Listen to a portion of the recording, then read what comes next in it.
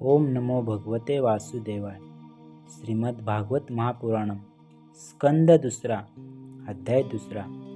भगवंताच्या स्थूल आणि सूक्ष्म रूपाची धारणा, तसेच क्रममुक्ती आणि सद्योग मुक्तीचे वर्णन. श्री शुक म्हणाले, सृष्टीच्या प्रारंभी ब्रह्मदेवाने याच धारणेद्वारे प्रसन्न झालेल्या भगवंतापासून लुप्त झालेली सृष्टीविषयक स्मृती प्राप्त करून घेतली होती. यामुळे त्यांची दृष्टी यथार्थ आणि बुद्धी निश्चयात्मक झाली. त्यायोगे त्यांनी प्रलयापूर्वी प्रमाणेच या जगताची निर्मिती केली. वेदांची वर्णनशैली अशाच प्रकारची आहे की लोकांची बुद्धी स्वर्ग आदी मिथ्या सुखाच्या फेऱ्यात अडकते. जीव तिथे सुखाच्या वासनेने स्वप्न पाहिल्यासारखा भटकत राहतो, पण त्या मायामय नगरीत कोठेच त्याला खऱ्या सुखाची प्राप्ती होत नाही. म्हणून विद्वान पुरुषांनी विविध नावाच्या पदार्थाशी कामापुरताच व्यवहार केला पाहिजे. त्यांच्यामध्ये सार नाही असा बुद्धीचा निश्चय करून पूर्ण सावध राहावे. संसारातील पदार्थ विनाशायास प्रारब्धानुसार मिळतात हे लक्षात घेऊन त्यांच्या प्राप्तीसाठी व्यर्थ प्रयत्न करू नयेत. जमिनीवर झोपता येते तर पलंगासाठी प्रयत्न कशाला? हात आपोआप मिळाले आहेत तर उशा तक्क्यांची काय आवश्यकता? ओंजलीने काम भागते तर पुष्कळशा भांड्यांची काय जरुरी काय? वल्कले किंवा दिशारूप वस्त्र असताना इतर वस्त्रांची काय आवश्यकता? अंग झाकण्यासाठी रस्त्यात चिरकुटे मिळत नाहीत का? केवळ दुसऱ्यांसाठी शरीर धारण करणारे वृक्ष भूक लागल्यावर फळाफुलांची भिक्षा देत नाहीत का? पाण्याची आवश्यकता असणाऱ्यांसाठी नद्या एकदम आटल्या आहेत काय? राहण्यासाठी गुहा बंद करण्यात आल्या आहेत काय? आपल्याला शरण आलेल्यांचे भगवंत रक्षण करीत नाहीत का? अशा स्थितीत बुद्धिमान पुरुष सुद्धा धनाच्या नशेने धुंद झालेल्यांचे लांगुल चालन का करतात? अशा प्रकारे विरक्त झाल्यानंतर आपल्या हृदयात नित्य विराजमान स्वतःसिद्ध आत्मस्वरूप परमप्रियतम परम सत्य जे अनंत भगवान आहेत, त्यांचे आनंदाने दृढ निश्चयपूर्वक भजन करावे. कारण त्यांचे भजन केल्यानेच जन्ममृत्यूच्या फेऱ्यात अडकविणाऱ्या अज्ञानरूप कारणाचा नाश होतो. या संसाररूप वैतरणी नदीत पडून आपली कर्मजन्य दुःखे भोगणाऱ्या लोकांना पाहणारा पुरुषाखेरीज दुसरा कोणता मनुष्य भगवंतांची मंगल धारणा सोडून या नाशवंत विषयोपभोगात आपले चित्त भटकू देईल?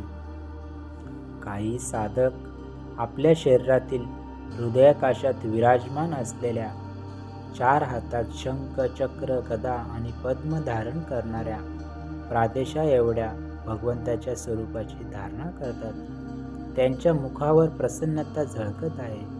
नेत्र कमळासारखे विशाल आहेत. त्यांनी कदंबांच्या फुलातील केसराप्रमाणे पितांबर धारण केला आहे. त्यांचे श्रेष्ठ रत्नजडित असे सोन्याचे बाजूबंद दंडामध्ये शोभा देत आहेत. डोक्यावर अतिशय सुंदर मुकुट आहे आणि बहुमूल्य रत्नजडित अशी कुंडले कानात झगमगत आहेत. त्यांची चरणकमले योगेश्वरांच्या उमललेल्या हृदयकमलाच्या कोशावर विराजमान झालेली आहेत. त्यांच्या हृदयावर श्रीवत्स चिन्ह आहे. गळ्यात कौस्तुभमणी शोभत आहे आणि वक्षस्थळावर कधी न कोमेजणारी वनमाळा रुळत आहे. त्यांनी कमरेला मेखला, बोटांमध्ये बहुमूल्य अंगठ्या, पायांमध्ये नुपुरे आणि हातामध्ये कडी असे अलंकार धारण केलेले आहेत. त्यांच्या केसांच्या बटा अतिशय सुंदर, निर्मळ, कुरल्या आणि काल्याभोर आहेत. त्यांचे मुख मंद हास्याने शोभून दिसत आहे. लीलेने केलेले मुक्त हास्य आणि कृपादृष्टीयुक्त कटाक्षांनी ते भक्तजनांवर अपार कृपेचा वर्षाव करीत आहेत.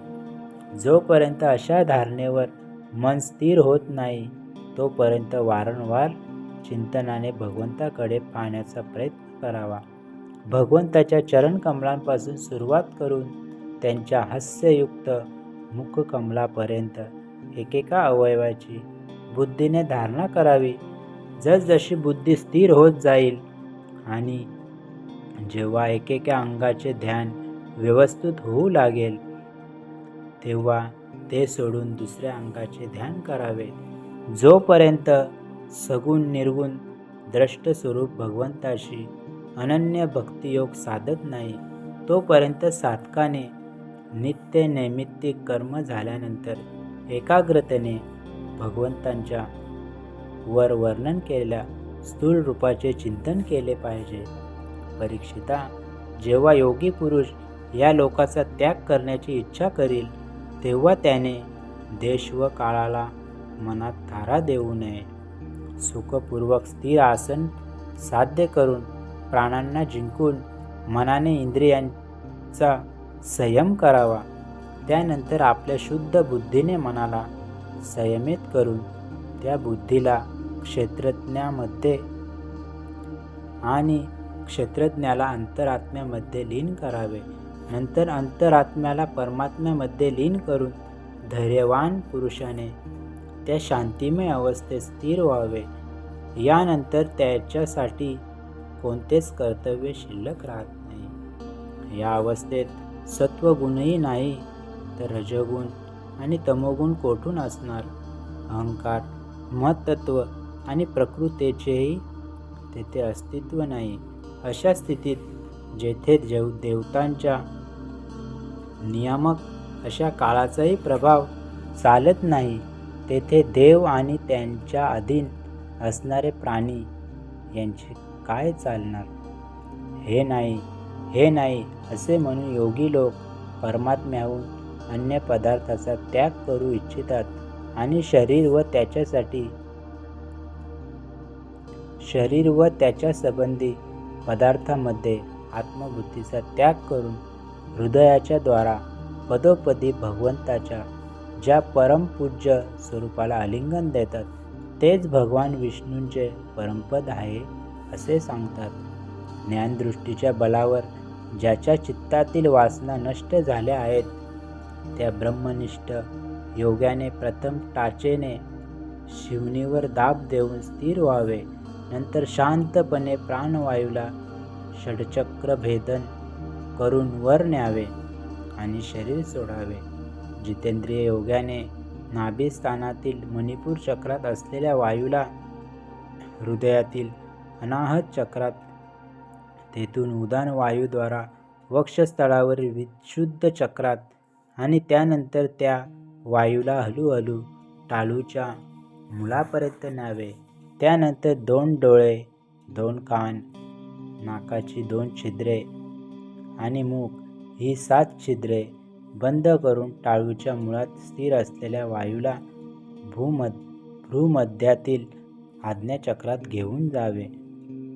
कोणत्याच लोकात जाण्याची इच्छा नसेल तर अर्धी घटकापर्यंत त्या वायूला तेथेच थांबून ठेवून स्थिर लक्षासह त्याला सहस्रार चक्रात नेऊन परमात्म्यामध्ये स्थिर करावे. यानंतर ब्रह्मरंध्राचा भेद करून शरीर सोडावे. परीक्षिता, जर योग्याची अशी इच्छा असेल की आपण ब्रह्मलोकात जावे, अष्टमहासिद्धी प्राप्त करून घेऊन आकाशात हिंडणाऱ्या सिद्धांच्या बरोबर विहार करावा किंवा त्रिगुणमय ब्रह्मांडाच्या कोणत्याही प्रदेशात विहार करावा, तर त्याने मन आणि इंद्रियांना बरोबर घेऊन शरीरातून बाहेर पडावे. योग्यांचे शरीर वायूसारखे सूक्ष्म असते. उपासना, तपस्या, योग आणि ज्ञान यांची साधना करणाऱ्या योग्यांना त्रैलोक्याच्या आत आणि बाहेर सर्वत्र जाता येते. कर्मांनी असे जाता येत नाही.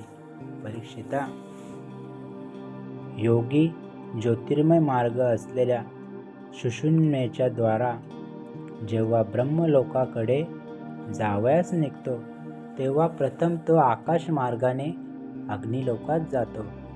तेथे त्याच्या पापाचा उरला-सुरला मळ जळून जातो. तेथून तो त्याच्यावर असलेल्या भगवान श्रीहरीच्या शिशुमार नावाच्या ज्योतिर्मय चक्रावर पोहोचतो. भगवान विष्णूंचे हे शिशुमार चक्र ब्रह्मांडाच्या भ्रमणाचे केंद्र आहे. त्याचे अतिक्रमण करून अत्यंत सूक्ष्म आणि निर्मल शरीराने तो योगी एकटाच महरलोकात जातो. हा महरलोक ब्रह्मवेत्त्यांनाही वंदनीय आहे आणि तेथे कल्पापर्यंत आयुष्य असणाऱ्या देवता विहार करीत असतात. जेव्हा प्रळयकाळ जवळ येऊन ठेपतो तेव्हा खाली असलेले लोक शेषाच्या मुखातून निघालेल्या आगीने भस्म होत असलेले पाहून तो या ब्रह्मलोकात निघून जातो.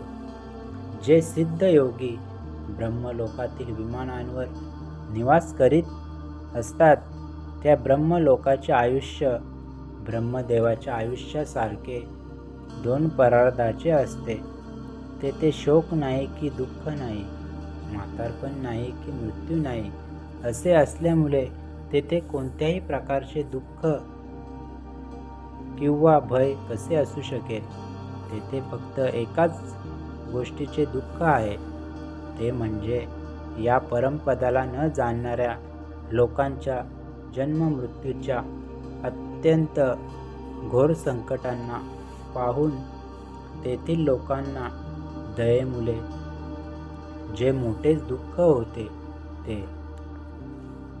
तो योगी सत्यलोकात गेल्यानंतर निर्भय होऊन आपल्या सूक्ष्म शरीराला पृथ्वीमध्ये विलीन करतो आणि पुन्हा उतावीळ न होता 7 आवरणांचे भेदन करतो.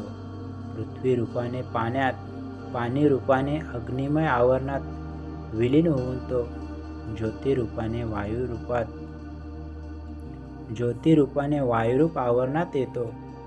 तेथून योग्य वेळ येताच ब्रह्माच्या अनंतत्वाचे बोध करून देणाऱ्या आकाशरूप आवरणात मिसळून जातो.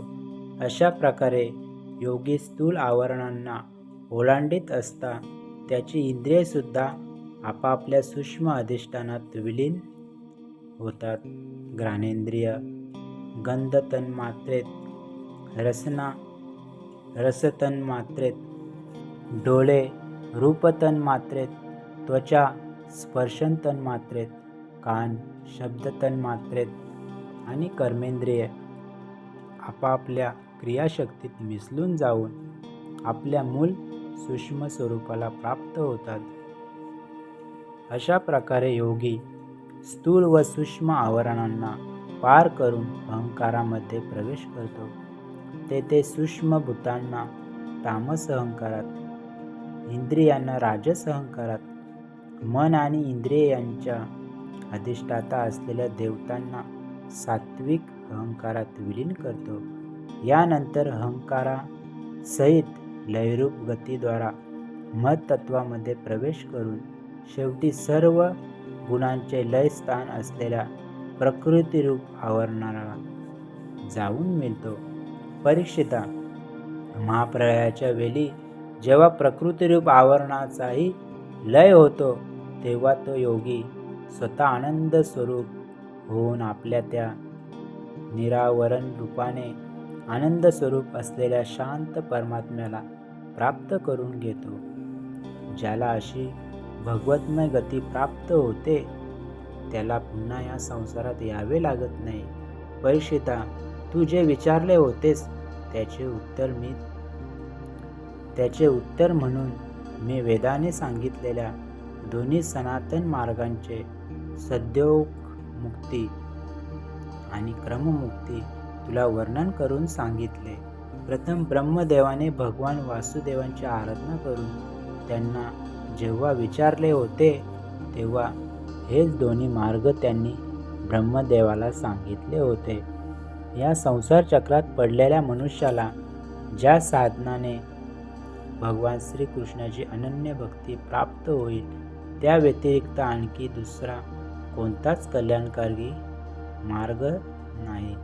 भगवान ब्रह्मदेवांनी एकाग्र चित्ताने सर्व वेदांचे 3 वेळा अध्ययन केले आणि आपल्या बुद्धीने निश्चय केला की ज्यामुळे सर्वात्मा भगवान श्रीकृष्णांविषयी अनन्य प्रेम निर्माण होईल, तोच सर्वश्रेष्ठ धर्म होय.